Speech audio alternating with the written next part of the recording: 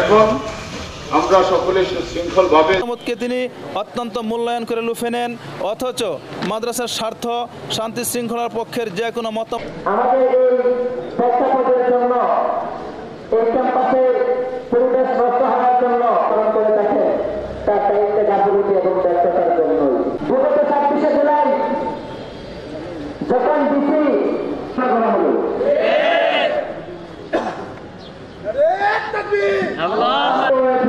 তখন বড় করে ভুগত করে এটাকে জেলা প্রশাসনের আইনি থেকে ডিসির আশায় রোদে করে গান করে তার পরবর্তীতে অবস্থান নেই।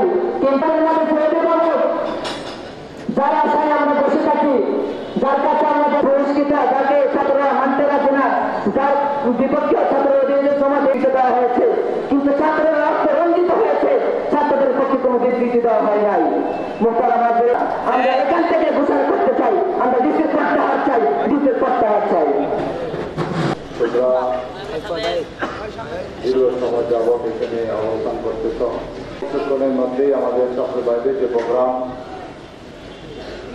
তাদের জামিয়ার উস্তাদ এবং স্টাফদের পক্ষ থেকে এখানে যারা আছেন আমি সকলকে অনুরোধ করব আমরা পিছনে ওইখানে চেয়ার রাখা আছে ওইদিকে অবস্থান করি। আমাদের কথা একদম পরিষ্কার।